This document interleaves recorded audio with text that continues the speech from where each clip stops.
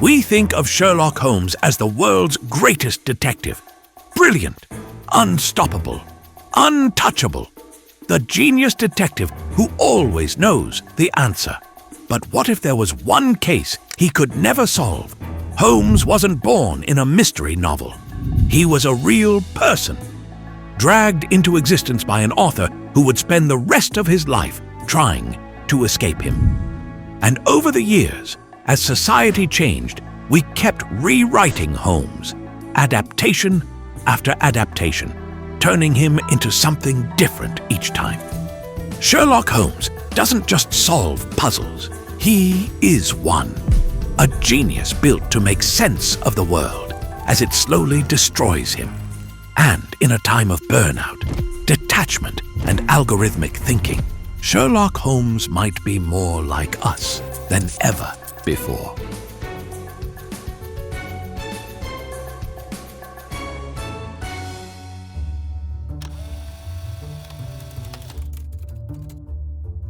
Before Sherlock Holmes became the most famous detective in fiction, before 221B Baker Street, The Deerstalker, and The Violin, there was a real man, a doctor, a surgeon, and a master of deduction. His name was Dr. Joseph Bell. In the late 1800s, Bell worked at the Edinburgh Royal Infirmary in Scotland. He wasn't a detective, he wasn't a writer, but what he could do felt like magic. He'd walk into a hospital room, glance at a patient, and say exactly what town they were from, what trade they worked in, and what was wrong with them before they even opened their mouths. He could tell what you ate, where you'd walked, just by the way you scratched your nose. Bell didn't just look, he observed. He believed every little detail mattered, the way a person held their hands, the stains on their clothing, the roughness of their skin, the shape of their boots. Every mark, every twitch, every nervous tick told a story, and he could read it. To the untrained eye, it looked like psychic ability, but Bell wasn't guessing. He was reasoning backward, deduction, not magic. And in the crowd of medical students watching him work was a young man named Arthur Conan Doyle. Doyle was studying to become a doctor, but what he saw in Bell would change his life forever. Doyle was fascinated and maybe a little unnerved because Bell didn't just see symptoms. He saw secrets. And when Doyle began to write, first for fun, then to escape the grinding poverty of a struggling medical career, he remembered Bell. It was said that Bell could read a man's soul by his boots. So Doyle took that brilliance, that sharpness, that clinical genius, that almost supernatural perception, and gave it a name, Sherlock Holmes. But here's the thing, Bell didn't see it as flattery.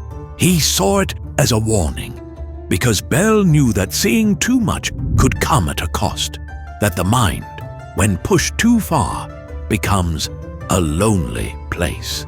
And that's where Sherlock Holmes was born. Not in a foggy alley or a London crime scene, but in the quiet corners of a hospital ward, under the watchful eyes of a man who could see everything.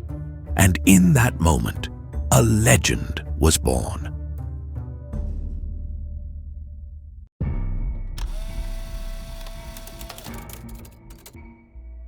Arthur Conan Doyle created Sherlock Holmes, but he didn't love him. In fact, he spent years trying to escape him. When Doyle first published A Study in Scarlet in 1887, it made barely a ripple. But by the time The Adventures of Sherlock Holmes hit magazine stands in the early 1890s, something had shifted. The public was obsessed. People weren't just reading Sherlock Holmes. They were living him, writing letters to Baker Street, quoting him, dressing like him, asking Doyle to solve real crimes. And Doyle, he felt trapped. He wrote in a 1924 letter, "I have had such an overdose of Holmes that I feel towards him as I do towards pâté de foie gras, of which I once ate too much, so that the name of it gives me a sickly feeling to this day. He once even called Holmes a lower stratum of literary achievement. He thought the detective stories were holding him back from more serious, important writing, historical fiction, political essays, plays. To him, Holmes was a sideshow, but to the world, Holmes was the show. By 1893, Doyle had had enough. He threw Holmes off a ledge in the final problem, sending him over the Reichenbach Falls with his nemesis, Moriarty. It was supposed to be the end, but it wasn't. Readers went into mourning, actual mourning. Men wore black armbands. Magazine subscriptions were cancelled in protest. One woman wrote to Doyle, "You brute." Doyle tried to bury his own creation, and the world refused to forgive him. He held out for 8 years, but in 1901, the pressure and the paycheck got too big to ignore. He brought Holmes back in The Hound of the Baskervilles, then fully revived him in The Adventure of the Empty House. And just like that, the detective Doyle tried to get rid of was resurrected by demand. But something had changed. From that point on, Doyle and Holmes were in a quiet war, creator versus creation. Doyle wrote Holmes colder, more mechanical. He gave him sharper edges, fewer emotions. It's as if Doyle was saying, "Fine, you want your hero? Here he is. But don't expect him to love you back." This tension between writer and character, art and audience, never went away. Doyle spent the rest of his life chasing other passions: spiritualism, war reporting, social reform. But Holmes followed him, haunted him, outlived him. In the end, Doyle may have created Holmes, but Holmes belonged to the world.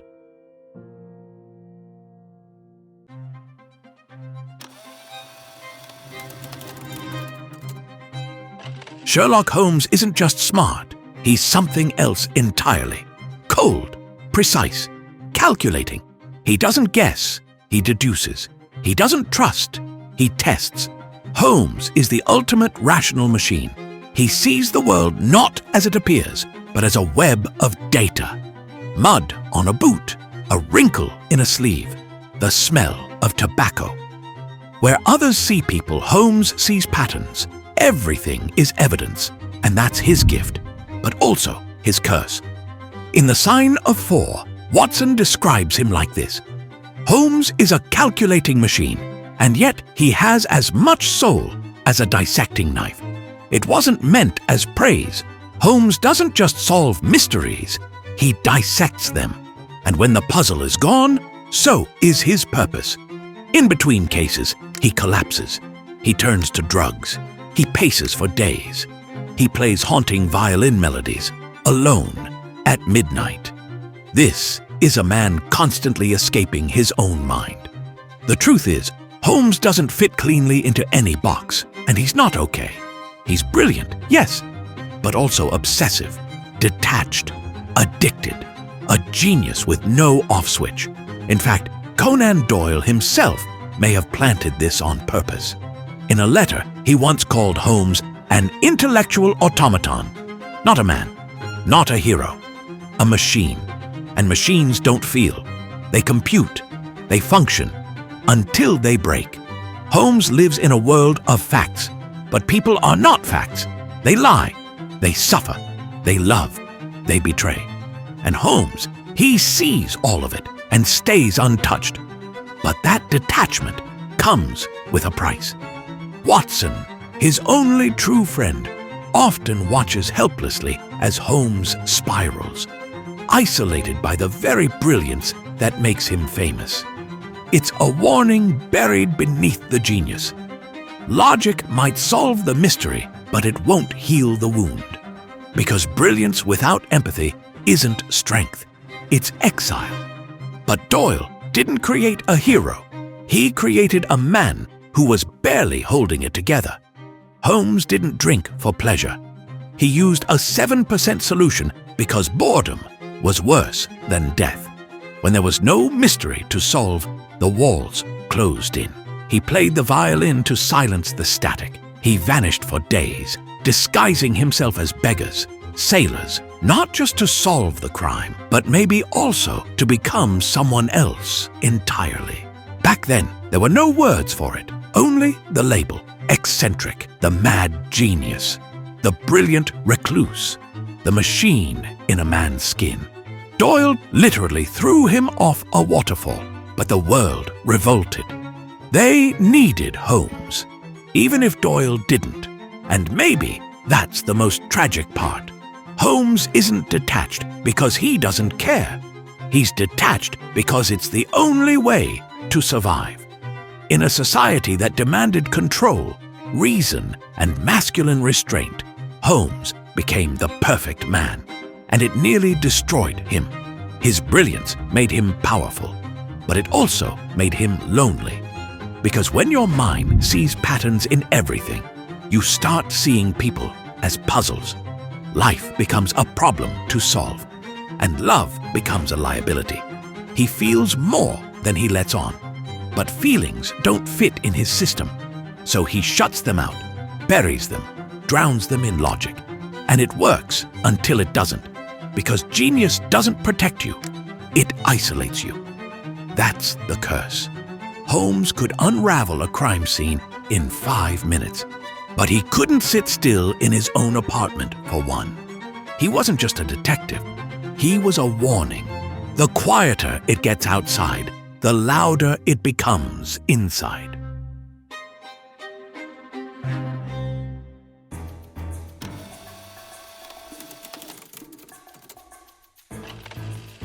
Before Sherlock Holmes, there were detectives. After Holmes, there were copies. He wasn't the first fictional sleuth, but he became the blueprint, the mold for a genius character that would be cast from for the next 100 years. Detached, brilliant, broken. Holmes isn't just a man, he's an archetype. The man who sees everything but can't feel it. We've seen his echo in characters since. House, the doctor who diagnoses everything but emotion. Batman, the detective who never sleeps. Not a direct copy of Holmes, but heavily influenced. Batman's origin as the world's greatest detective was rooted in noir and pulp traditions, which themselves were shaped by Holmes. L, from Death Note, the mind that never shuts off. Even characters like Rust Cole in True Detective. Mr. Robot, different names, different worlds, same core. They're emotionally distant, painfully observant, often addicted to substances, to puzzles, to control. They isolate themselves, they burn bridges, and they're always the smartest one in the room. That's the Holmes effect. Conan Doyle didn't just create a character, he created a template. The tortured genius, the man who can save others but never himself. And that image has stuck with us for a reason.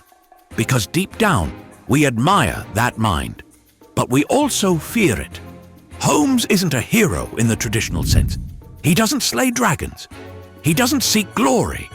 He solves because he has to, because his brain doesn't let him rest. And that's what resonates. We see Holmes in every character who's too smart for their own good. Every genius who pays for their brilliance with loneliness. Some critics argue Holmes wasn't entirely without feeling. He shows empathy, loyalty, and care for Watson throughout the stories. But Doyle deliberately keeps those emotions muted or understated. His successors might wear different costumes, but they all carry the same weight: the cost of knowing too much.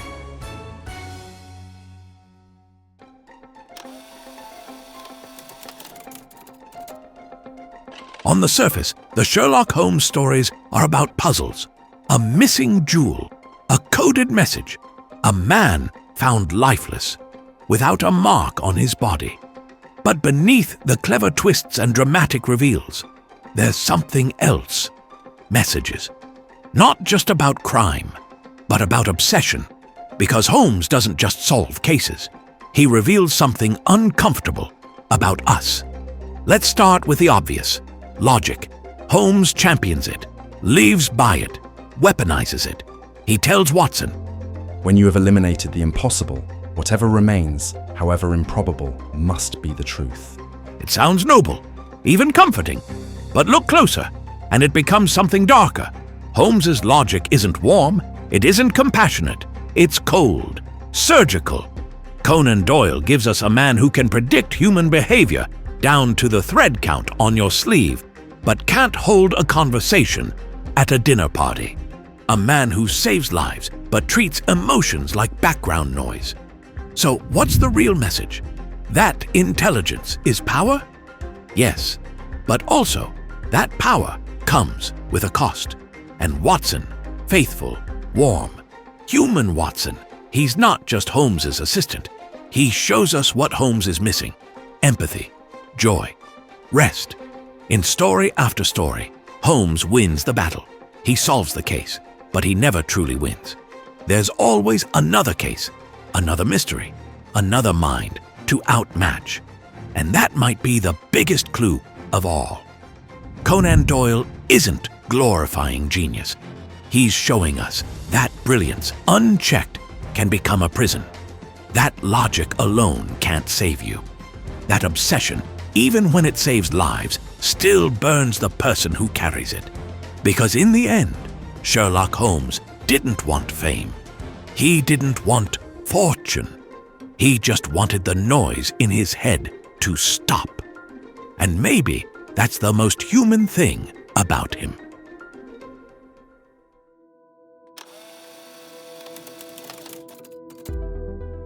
In a world obsessed with logic, optimization, and output, Sherlock Holmes wouldn't be out of place.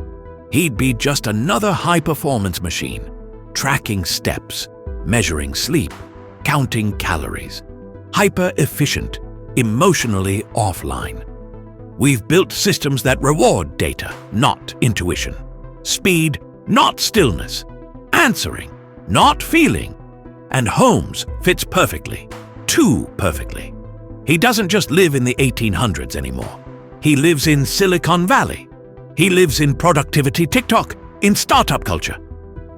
Holmes is the prototype. Brilliant, isolated, always on, but slowly, invisibly, breaking. Because when everything becomes a system to solve, people become parts, numbers. Love becomes a glitch. And rest is failure. We didn't leave Holmes behind. We made the world more like him. And now, we're all trying not to burn out.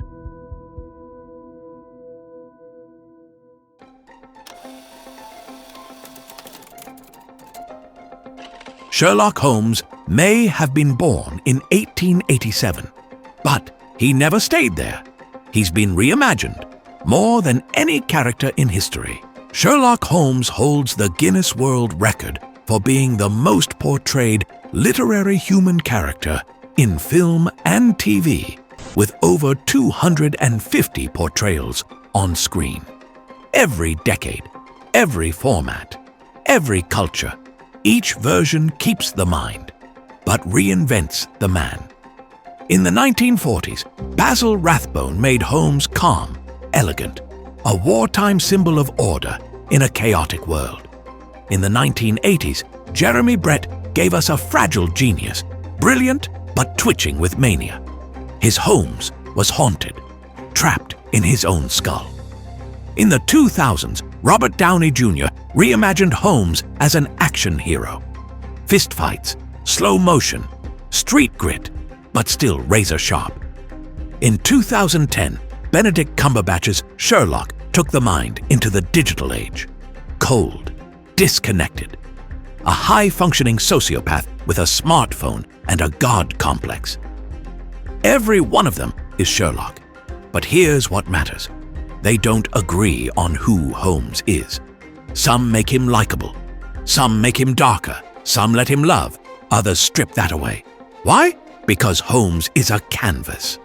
He's a way for each era to ask, What does brilliance look like? Here, now. In war, we want him stable, reliable.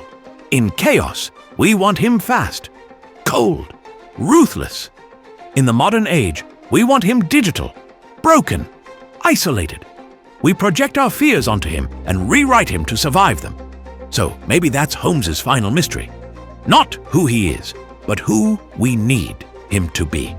Because every time we revive him, we reveal something about ourselves. Each version reflecting the time it was made. Each version asking a different question. Can brilliance be kind? Can genius be cool?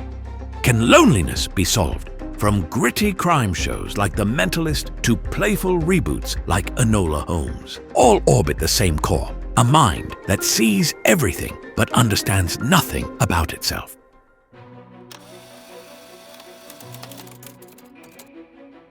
But to really understand what Holmes represents, you have to understand the time he was born into.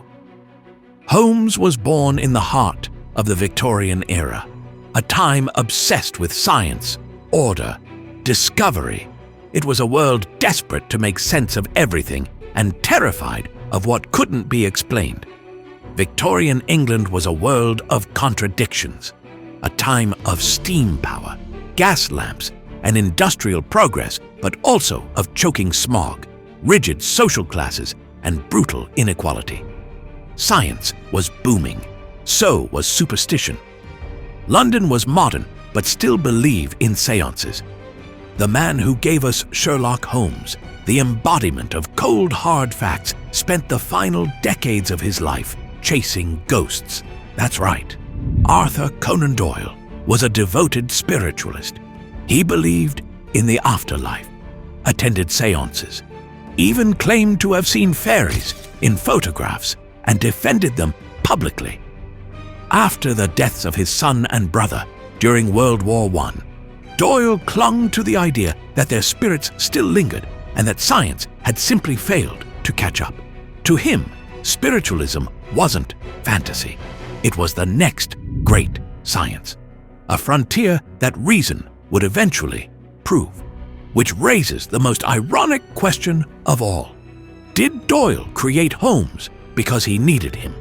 A character who could find answers in a world that rarely gave them. A detective who never guessed, who never doubted, who never needed to believe because he knew. Sherlock Holmes is a character made of contradictions. He's the embodiment of logic, and yet he teeters on madness. He's virtually emotionless, yet his stories have captivated hearts for over a century. He's fictional, but inspired by a real man. And the man who created him spent his life trying to prove that ghosts were real. It was the perfect storm, a world desperate for answers, control, and certainty. To the average Victorian reader, Holmes wasn't just fascinating, he was reassuring. Because in a time where your doctor might still use leeches, Sherlock Holmes could diagnose you by the way you tied your cravat. Sherlock was their answer. A man who always knew, always saw, always solved. But Doyle knew the truth, that even the sharpest mind can't escape the chaos of being human. For all his logic, for all his brilliance, Sherlock Holmes remains the one case even he couldn't solve. Let me know in the comments who played your favorite version of Sherlock Holmes. If you liked this breakdown, you might also like my video on the real people behind the Wizard of Oz. Go check it out, and thanks for watching.